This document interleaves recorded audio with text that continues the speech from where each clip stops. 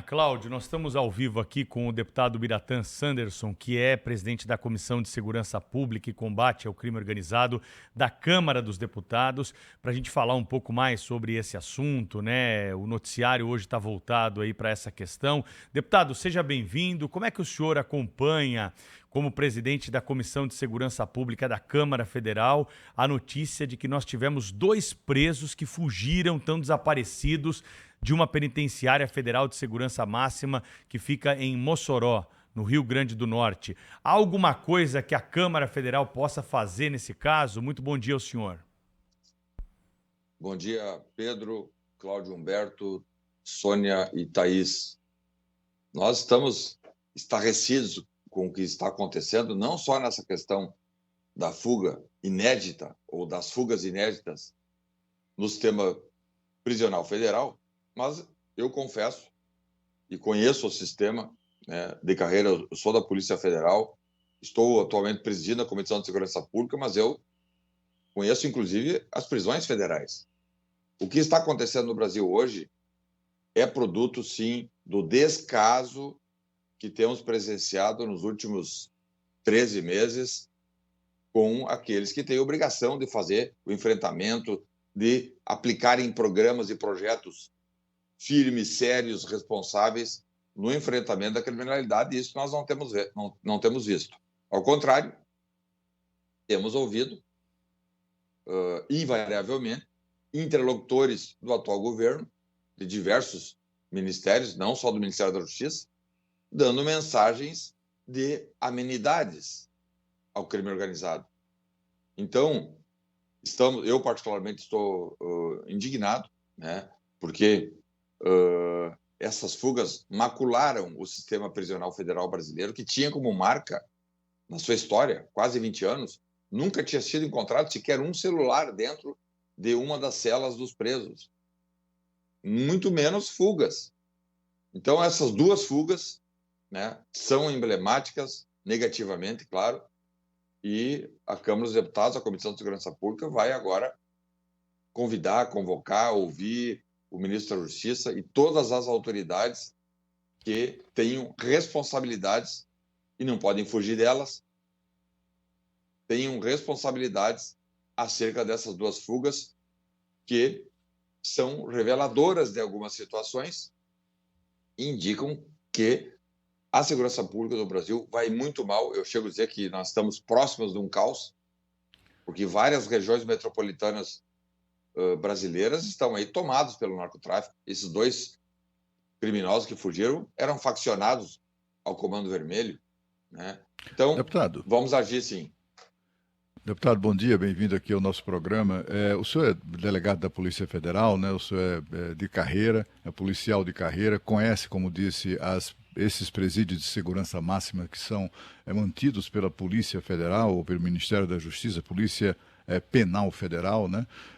Portanto, o senhor conhece a excelência assim, a gente aqui já ao longo dos anos temos constatado isso, né? Quer dizer, o sujeito, um bandido, por mais perigoso que seja, recolhido a um presídio federal de segurança máxima, em princípio, uma tranquilidade para a população. Não é mais, né?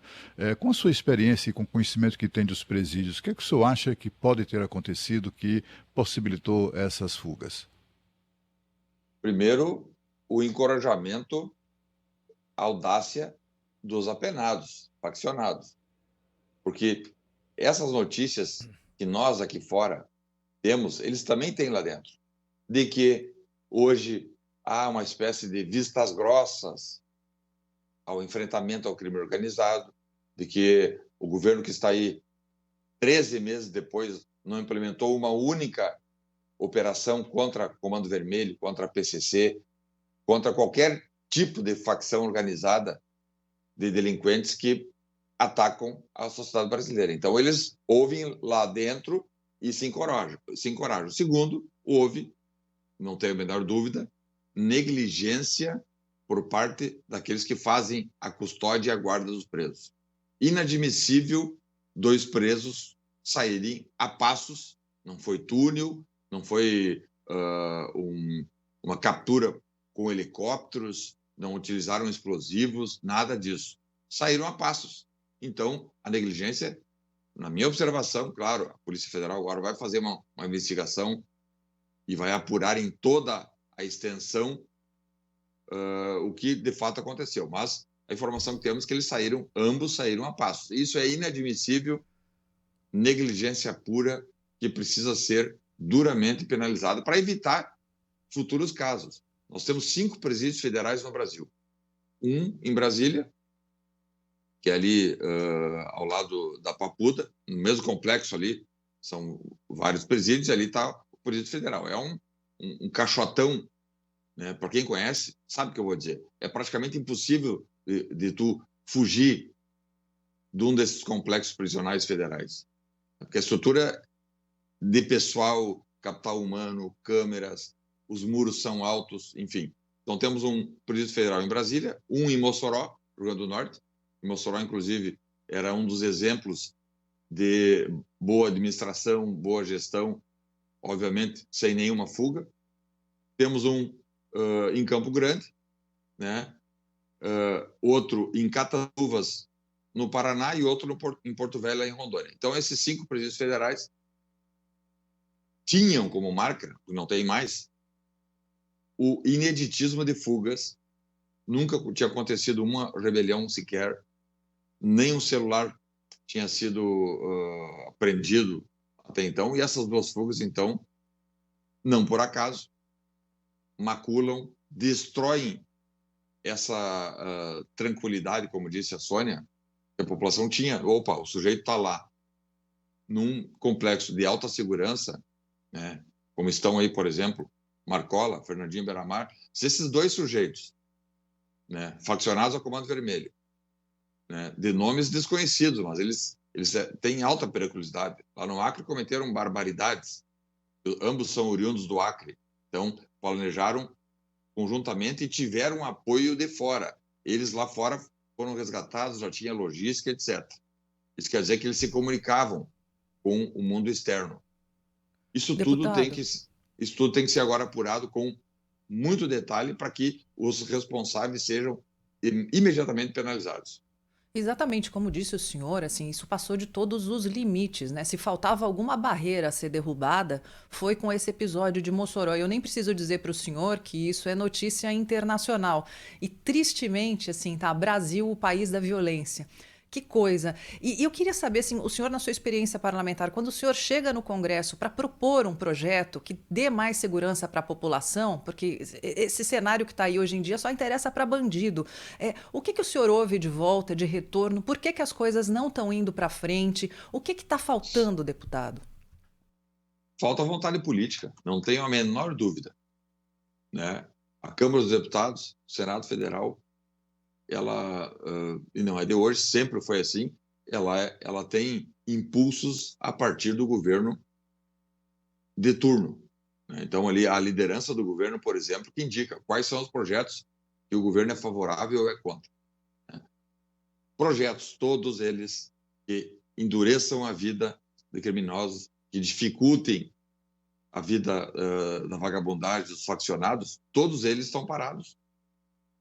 E não é só as questões do crime violento, crimes do colarinho branco também, né? A possibilidade após a prisão, após a segunda instância, está parada há muito tempo, né?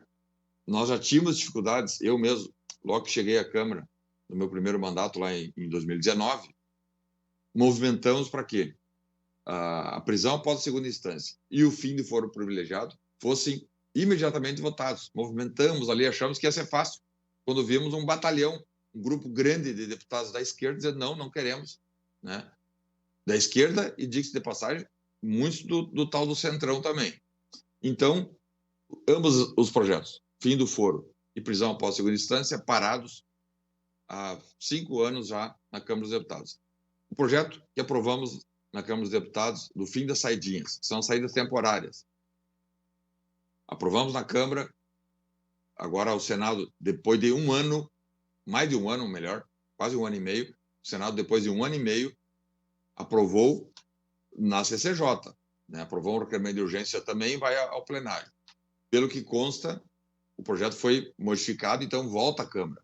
A Câmara vai ter que, mais uma vez, se debruçar para votar a questão das saidinhas, o fim das saídas temporárias, que são um instrumento utilizado no Brasil desde 84, que a lei de execução penal é de 84, e possibilita que os presos tenham, dependendo da autorização do juiz da vara de execução penal, tenham férias, entre aspas, férias de 5 semanas por ano. Então, ele está cumprindo pena por até 5 semanas no ano, ele vai para a rua. E não vai para um fim determinado. Vai passear. Muitos não têm nem para onde ir, vão cometer furtos, roubos, cometer homicídios, tráficos de droga, enfim.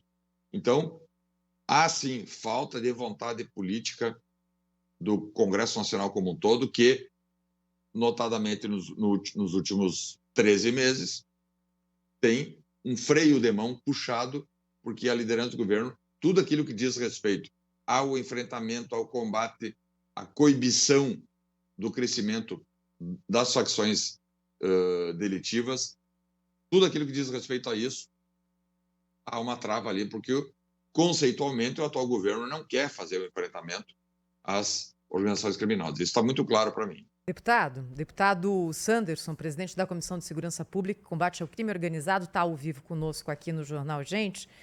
O senhor diz que conhece os presídios federais e acho que passa aqui pela cabeça de todos nós, daqueles que estão nos acompanhando no Jornal Gente, como que é um presídio federal, não é? Aquela coisa de filme, prisão americana, segurança máxima mesmo. E aí vem essa fuga de ontem. O que eu queria perguntar para o senhor é o seguinte: o senhor acha que esse caso foi um caso pontual, que de alguma forma, daqui a pouco a gente, imagino eu, vai ficar sabendo o que aconteceu e como que esses 2 presos fugiram de lá, ou se, pela estrutura dos presídios federais, há o risco de que isso se repita em outros lugares? Porque, é claro, se essa notícia choca a gente, nós que estamos aqui do lado de fora, imagina o burburinho que isso não gera no sistema penitenciário. 2 presos fugiram, provavelmente pela porta de um presídio de segurança máxima. Até que ponto você acha que nós, como sociedade, podemos ficar tranquilos, hein, deputado? Tranquilidade pode ter certeza que não dá para ter. Né? Porque, imagina, nós temos 2 dos mais temidos criminosos do mundo. Um deles o Marcola, outro deles o tal de Fernandinho Beiramar. Né? Então, fazer a guarda segura desses 2 sujeitos que, saindo, podem causar uma guerra civil no Brasil, inclusive. Eu não estou exagerando. Vejam o que aconteceu lá na Colômbia com os cartéis, aquelas quadrilhas que causaram terrorismo, derrubaram aviões, derrubaram prédios inteiros, né, na guerra ou naqueles conflitos do narcotráfico. E tudo isso, por trás está o narcotráfico. Tem questões econômicas envolvidas aí. Narcotráfico por trás dessas fugas e o narcotráfico por trás do crescimento do crime no Brasil. Eu espero que sejam fugas pontuais. Aqueles que conhecem o sistema prisional sabem que são projetos muito bem feitos, eles são cópias, entre aspas, são projetos similares aos presídios de alta segurança máxima dos Estados Unidos. Cada preso tem uma única cela, não tem superlotação lá, cada preso só tem uma cela, eles têm 2 horas de banho de sol por dia, não tem contato com o mundo externo, não tem visita íntima, por exemplo. Né? Há uma série de medidas que os presídios estaduais, por exemplo, não possuem. Né? Fugas nos presídios estaduais, né? Nós temos presídios estaduais e federais, não há presídios municipais. Os presídios estaduais, não raramente, nós presenciamos fugas. Isso aí, eu acho que cada dia acontece fugas em presídios estaduais, né? Porque não há investimento, porque há falha na custódia e na guarda, né? Superlotação, falta de monitoramentos eletrônicos, etc. Agora, nos presídios federais, isso é inadmissível o que aconteceu, porque há efetivo, a Polícia Penal Federal, que a partir de 2019 foram inclusive alçados à condição de policiais penais federais, eles eram agentes prisionais federais. Em 2019, nós aprovamos uma proposta de emenda à Constituição, alçando todos os agentes prisionais a policiais penais, sejam estaduais, sejam policiais federais, no caso, penais. Então, eles têm estrutura, né? Falta, talvez agora, fazer a investigação, e pelo que eu soube, a Polícia Federal já está fazendo a investigação, iniciou a apuração, para que futuros casos não aconteçam e sejam identificados os responsáveis, né? Se tem dinheiro por trás, se houve cooptação de agentes públicos, como saíram com essa facilidade de uma fortaleza, que quem entra ali dentro sabe que é quase impossível de fugir, né? E o abalo moral, o abalo de prestígio que o sistema sofreu. Deputado, isso quer dizer que a Comissão de Segurança Pública da Câmara pretende chamar o ministro da Justiça, pretende investigar esse caso?